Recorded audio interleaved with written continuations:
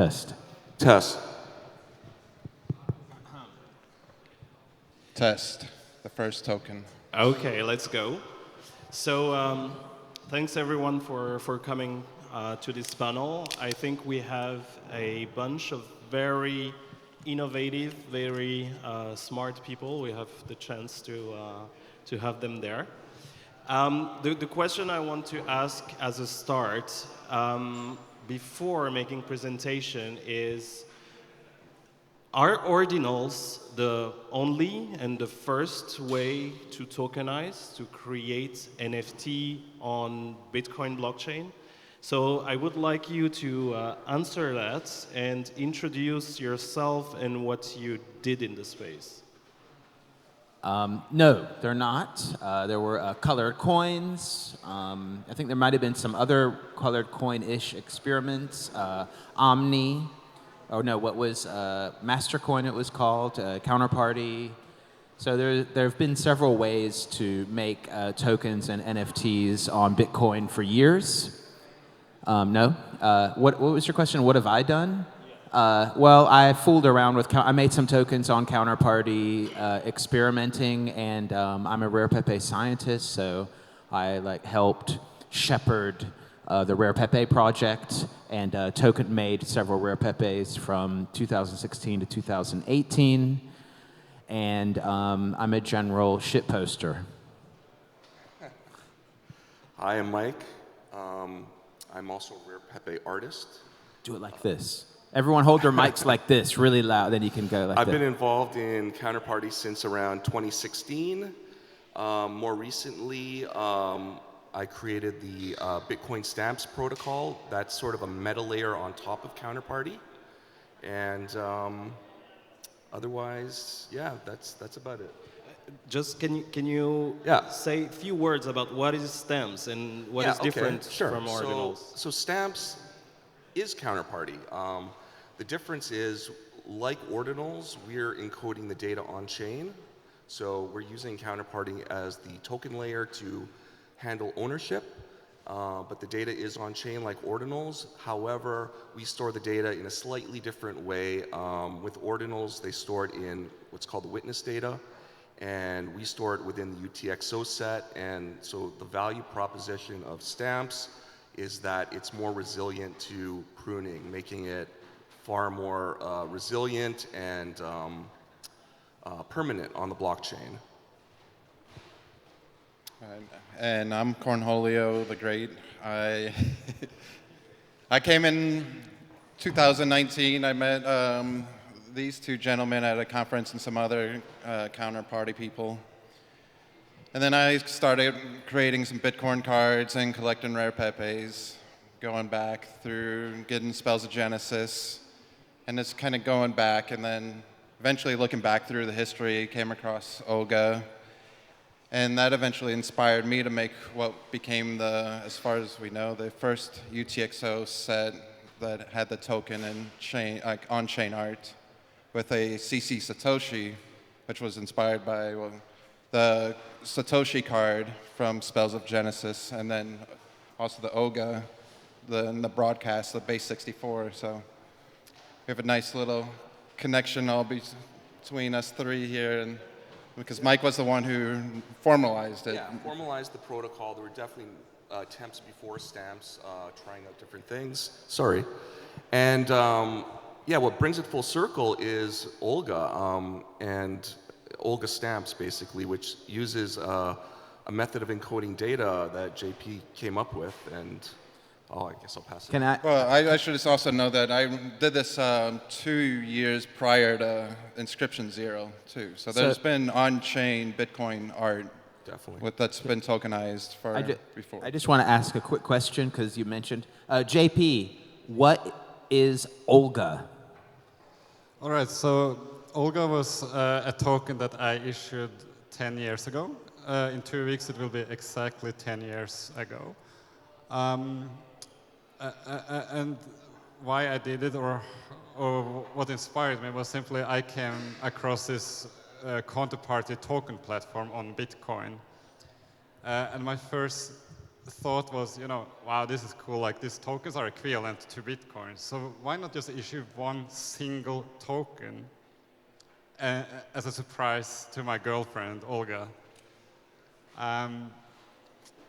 And just like ordinals, everything is on-chain as well. Like if it's counterparty, it's encoded on the Bitcoin blockchain. But the thing 10 years ago was you could only put like 25 characters or something, like very little data associated with the token. So I put the text, my eternal one and only, as like the symbolic meaning of the token. But 9 years ago, like 1 year after, in 2015, the encoding of counterparty improved and became a lot more similar to ordinals, or what ordinals became, in that you could put an entire file on chain. So that's 9 years ago, I put Olga's image on the blockchain, which then inspired Mike to create stamps Absolutely. last year. So as you probably see here, we have inventors, people who really created or invented things that were crazy. They're still. Now everybody heard about ordinals, but here we have a panel of people who actually worked far before, and everybody thought it was impossible to do NFTs on Bitcoin up until ordinals. So, Theo, I would like you. What's changed? Why people now are interested in NFT on Bitcoin, and at your time there was not that much interest? Well, I think that's actually a mischaracterization that people see. There was a lot of interest in like Rare Pepe and NFTs on Bitcoin. The word NFT didn't really exist then, or it was not prolific. It was we just called them like art tokens or Rare Pepes, and you have to look at it in proportion to the size of the crypto market at that time. So in proportion to that, when Rare Pepes came out and got some traction, there was a decent amount of interest. Now, but if you just look at like stats like market cap and like volume and all that, it's nothing compared to today. But you have to look at that in proportion to the entire market, which completely exploded until now. I think another reason is that honestly, a lot of people in 2017, you had Bitcoin transaction fees reaching almost $100 for a simple transaction, not even ordinal transaction with a lot of bytes. So just a transaction, okay? Pre-SegWit. No SegWit discount existed, okay? You had the first scaling wars. This really frustrated a lot of people using Counterparty, the token system, and Rare Pepes too. And a lot of people went to Ethereum, which was the new shiny thing, And you had a lot of builders go over there and build stuff. So we lost people from Bitcoin, and they went to Ethereum, and then they did like other things like CryptoKitties and all of this other stuff. But all the CryptoPunks, CryptoKitties, all those first ones, they were all inspired from Spells of Genesis, Rare Pepes, all the stuff going on in Counterparty. That was like the initial inspiration. So we have like a full circle of people going from Bitcoin, people going to Ethereum, and then people coming from Ethereum and then going back to Bitcoin. So it's like full circle again. That's the end of my TED Talk for that question. Thank you, Theo. You were talking about the new shiny thing, and I want to ask Mike, are you doing the new shiny thing?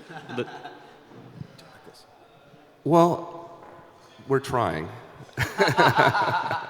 So yeah, like I was saying, I think what attracted people to ordinals back from, say, Ethereum is the on-chain narrative, right? That's very strong. What a lot of people might not understand is that historically with NFTs, Counterparty, Ethereum, it was really just a link to a server somewhere or IPFS.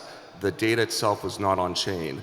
And what ordinals did, they came up with like a novel way of using the witness data to save fees, but they were able to put the data on chain, and that's very compelling. And that inspired Stamps to some degree, where I'd been involved in Counterparty, and I thought, well, there are methods of doing it on chain and tying it to a Counterparty token, and so that's what we did. And I mean, we're tiny compared to Ordinals. Ordinals is obviously the 800-pound gorilla, but we're seeing our own success. We have about 500,000 stamps minted at this point, and we're still growing. Cool. So, Cornholio, what's what did you witness with all this evolution? You started thinking of putting metadata on chain, then ordinals happened, then stamps. How do you see this transition, and where are we going? It's hard to say for sure looking forward as it's building on Bitcoin. Bitcoin will probably continue to be used more and more, and it's going to become more and more expensive. Trying to create a stamp is a lot more expensive than creating an ordinal, but the permanence is. I think there's something to be said of having that permanence with being in a UTXO set versus you get what you pay for. Yeah. You get what. So that everybody who has a small, like the Prune node, holding just the 5-10 gigabytes of data rather than the 700, being able to have that quick access and being able to prove that, yeah, I put this on here. So, as I understand, there is different levels. So you can store like ordinals on the witness data, which is very reliable, and you can even pay more and store in the UTXO set. Right. Well, I mean, the witness data by design is meant to be prunable. Like, that's the whole point there. Like, if you're running a node, you can basically get rid of all that data. So the way Stamps works is we encode it in some ways that are far more resilient to pruning, and it's also stored by every node. Like with ordinals, it's only on post-SegWit full nodes, but the UTXO set is held by pre-SegWit nodes, post-SegWit nodes, prune nodes, full nodes. So basically, when you mint a stamp, it ends up on every single node, and you can't get rid of that data. Can I say something real quick? Someone said stamps, it's more retarded than ordinals. I did, yeah, I think I said that. No, I said stamps was retarded first. Okay. Go ahead, JP. Yeah, the way I view Bitcoin is that it's a medium, just like gold is a medium. And people make jewelry out of gold, that's obvious. They have done for thousands of years. But making it out of Bitcoin, in my view, is even more beautiful and definitely more permanent. It is the most permanent medium known to humanity. So it's kind of crazy, that you can make something out of Bitcoin. And whether you do it like stamps or ordinals or another way, I'm all for it. Like, there's endless ways of doing it, and just be creative, innovate, but use Bitcoin, because Bitcoin is the most beautiful medium. Like, yeah, I agree. Creating on Bitcoin is by far the best as compared to creating on other chains. It always feels so much better when you put something on Bitcoin. It feels a lot more powerful. I don't know. I just minted on Ethereum because it's more hated. And so JP, continuing what you're saying, so we're talking about crazy, hated, and everything. Now we have ordinals convention. So when you started, like a long time ago, what people were thinking about you, and when you were explaining them what you're doing and what you're trying to do? Oh my God, I think no one's even listening to me now when I tell people what I do. So I just do my own thing and what I feel like and where my mind brings me. Yeah. Did people understand, interested in crypto, did they understand what, like putting metadata on chain? No. One thing I did already in 2015 was put the Spells of Genesis cards on chain through hashes. And no one no one cared, to be honest. But now they do care.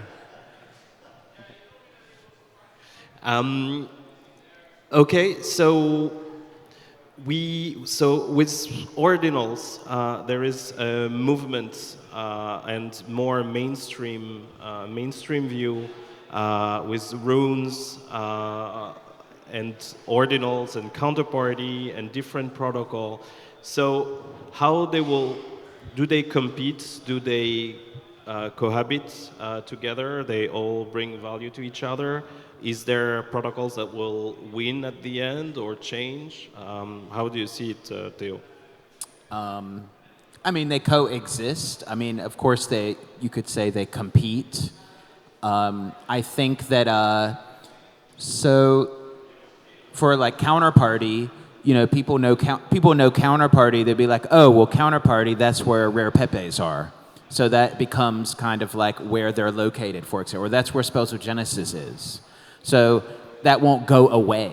You know, that won't go away. And since Counterparty's been around since 2014, it's like the oldest or one of the oldest token things on Bitcoin to ever exist. So I don't see it going away. I think it's a matter of UX, UI for a lot of people, accessibility to it. I think there's a big chance of people using both. There was already really early when Ordinals came out, a project called Rare Ordinals.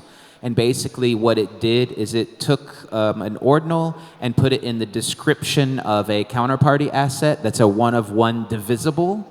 So it was like a funky way to make a fractionalized ordinal, like really early on. So that was like the first use case I saw where that was really interesting. So basically, you know, they're using the witness data, but using the counterparty protocol in a kind of hacky way, but a cool experimental trailblazing way and not really giving a fuck. So I think that's an example of things that can happen. I mean, they're both on Team Bitcoin.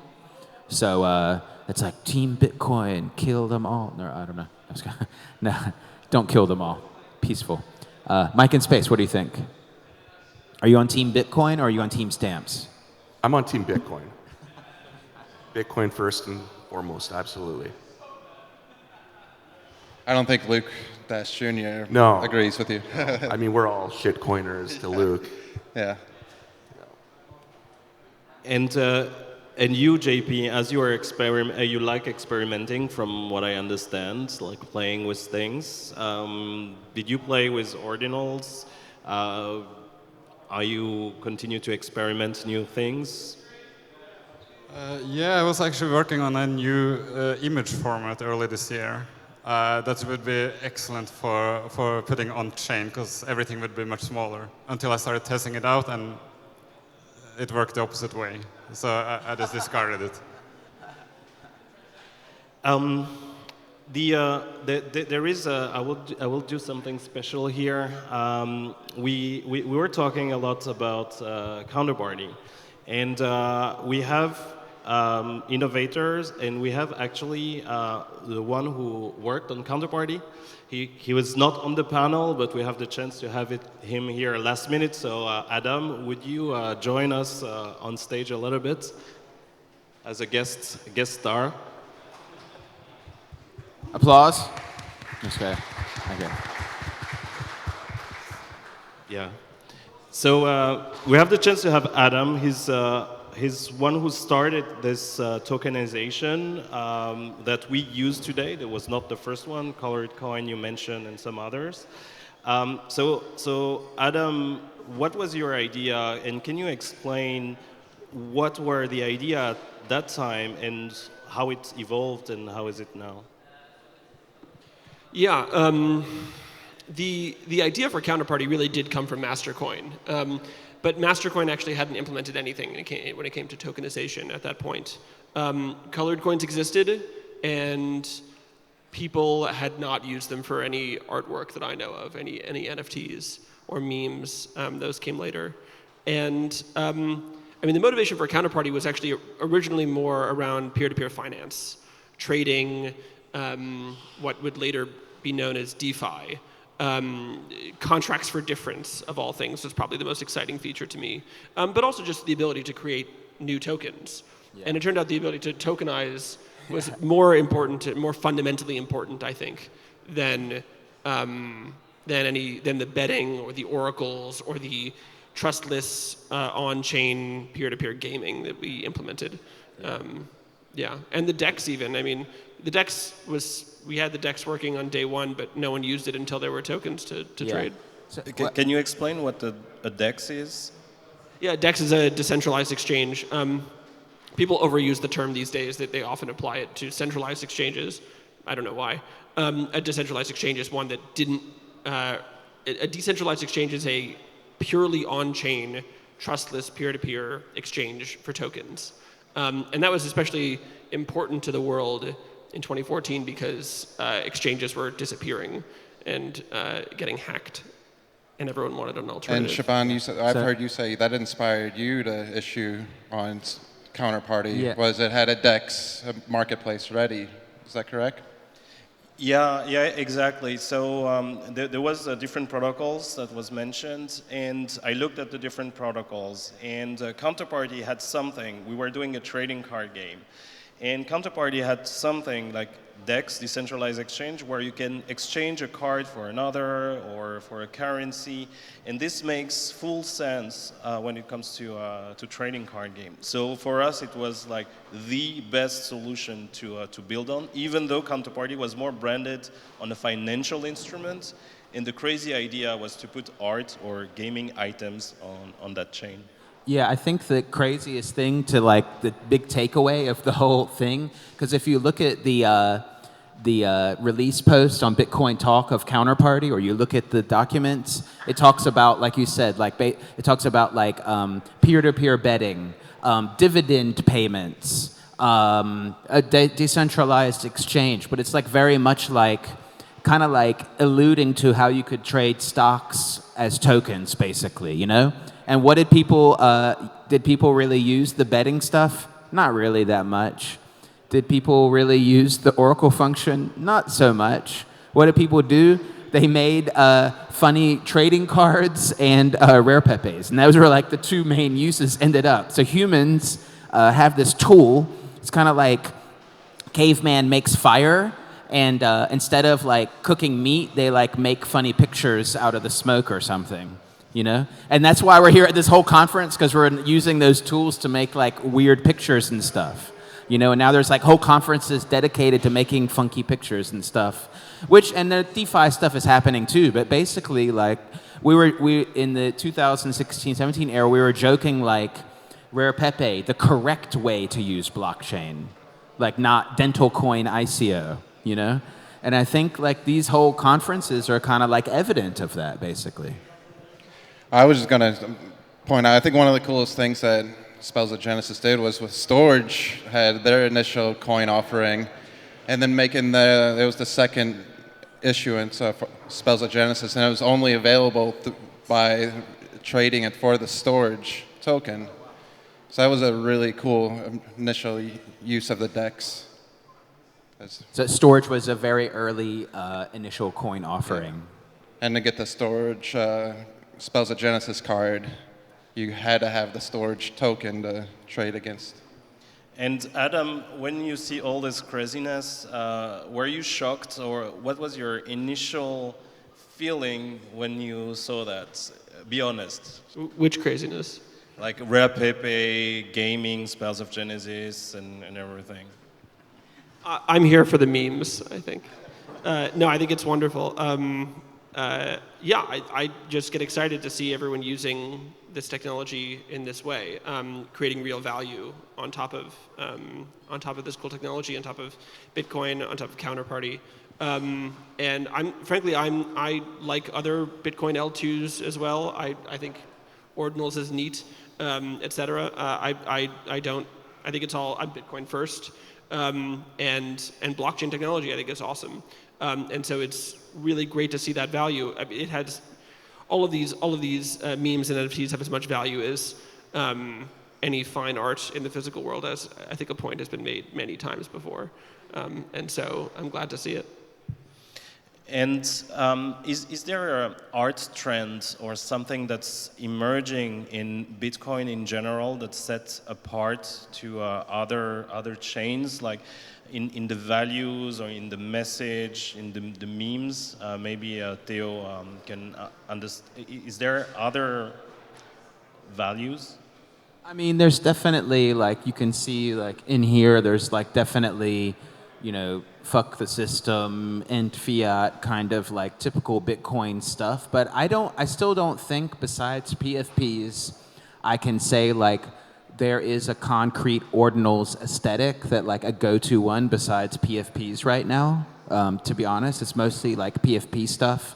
And it's a lot of PFP stuff that's kind of like a little bit rehashed from Ethereum, but like changed a little bit for Bitcoin. It's like, oh, here's a PFP kind of like on Ethereum, but it's orange, you know?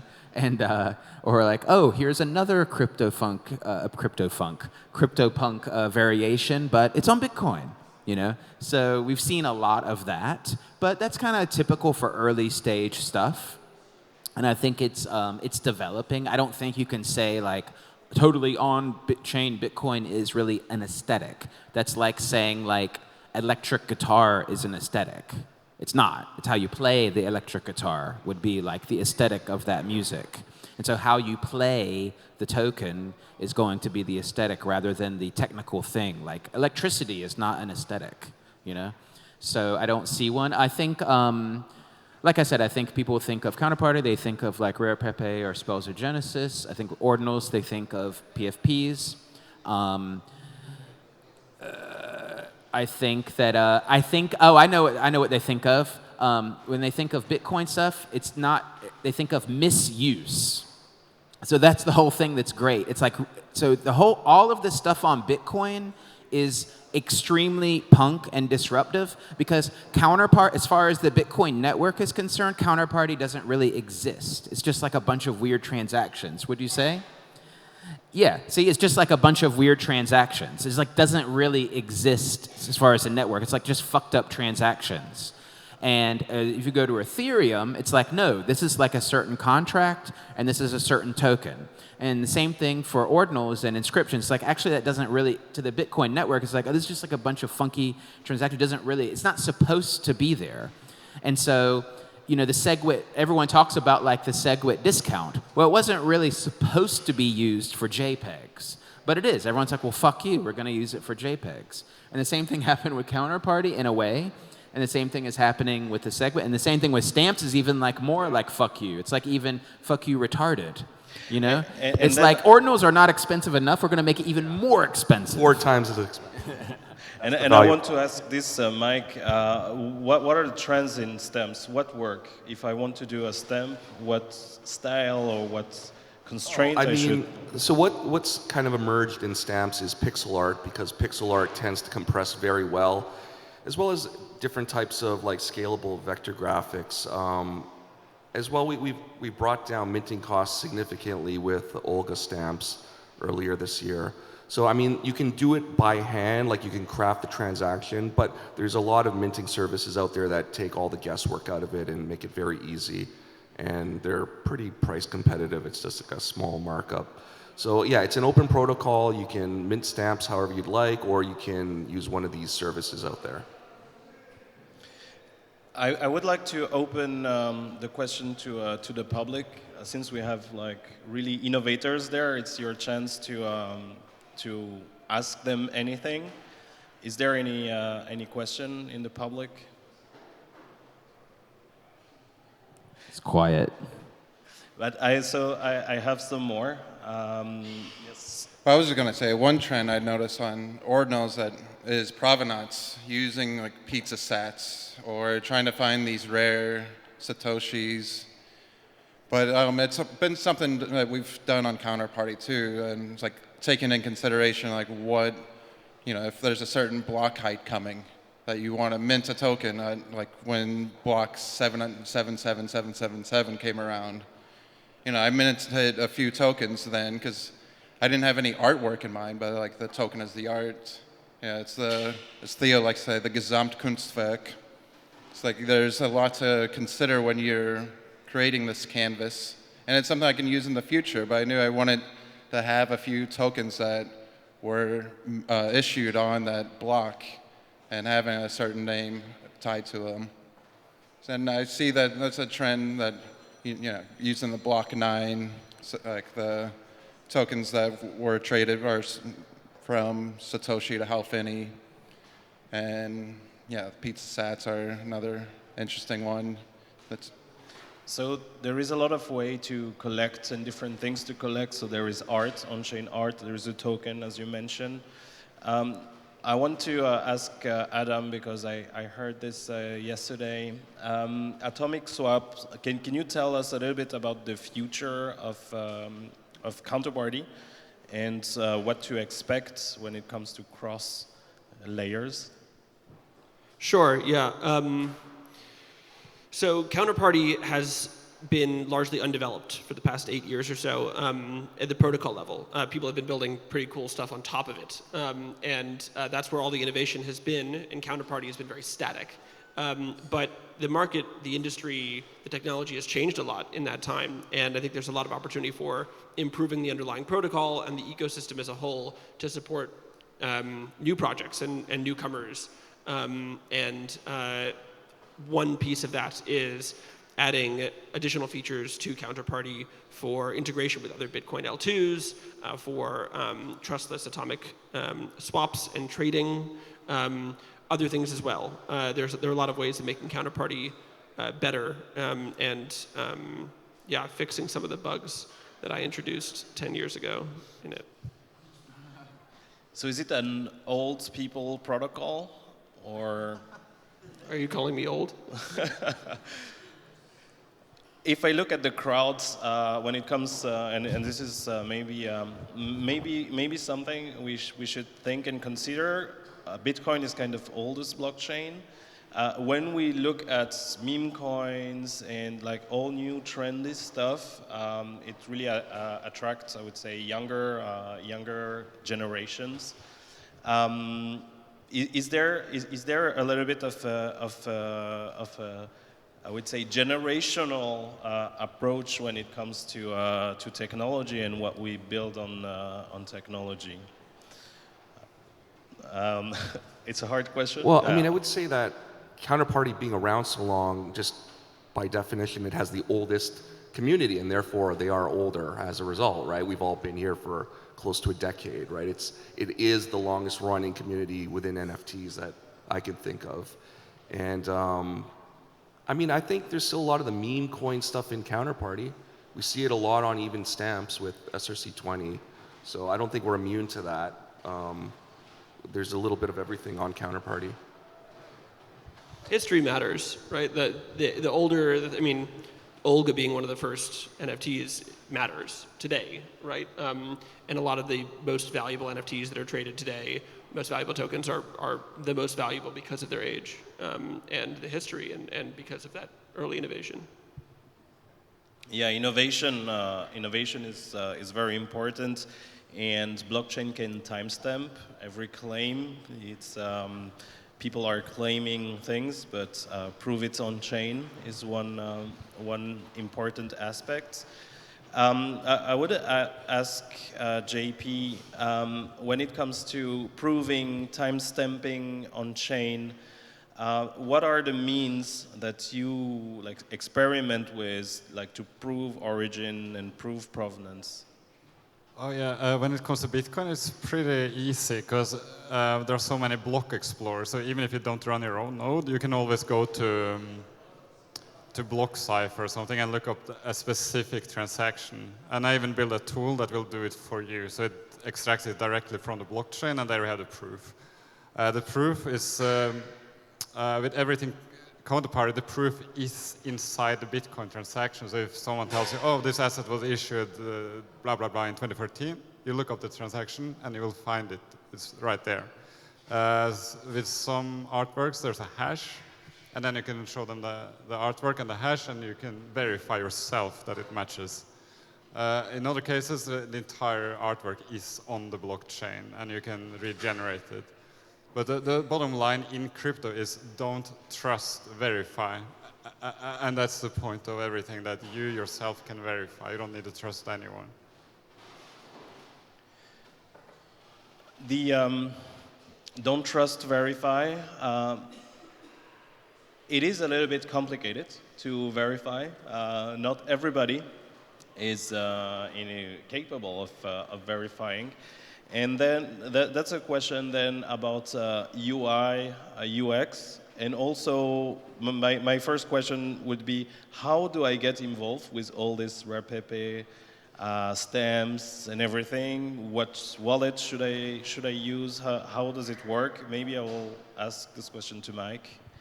Yeah, I think first you'd probably want to join Telegram, and there's a lot of helpful people in there, and they can guide you towards certain tools and wallets, and you want to get familiar. The tooling could be better, definitely. Always tooling could be better, UI, UX can be better, so you definitely want to be familiar with the tools before you waste a lot of money. But yeah, get familiar with the community, predominantly on Telegram, and there's a lot of helpful people in there that will help out. I think you should keep an open mind and think of it as learning like an ancient Jedi science of like how to mint, and if you learn how to mint on Counterparty, you're part of the like 1% elite, and you will be ahead of most of the market, because most of the market doesn't have the brain power to comprehend and the patience to deal with it. But once you learn that, you will have the power.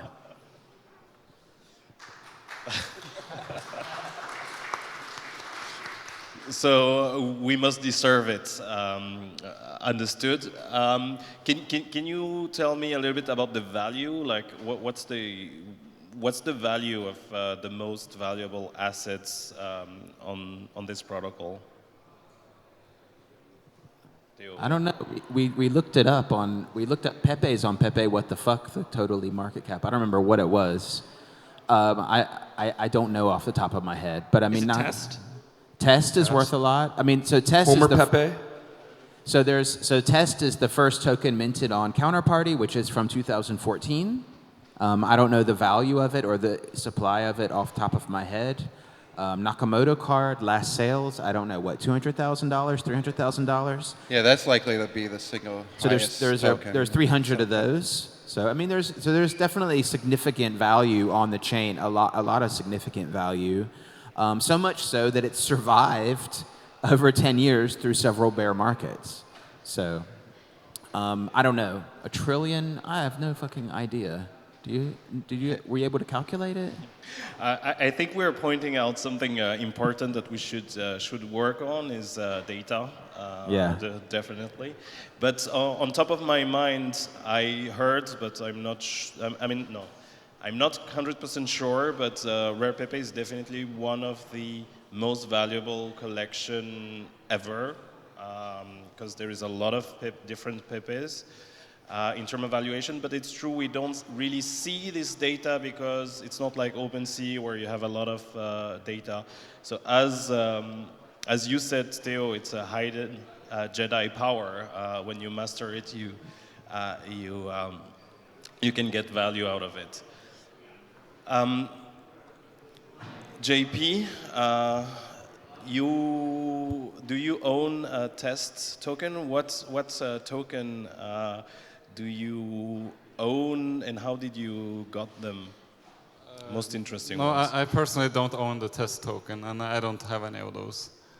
But the market cap, I know isn't there like 600 tokens? Each one is worth 0.1 Bitcoin or something?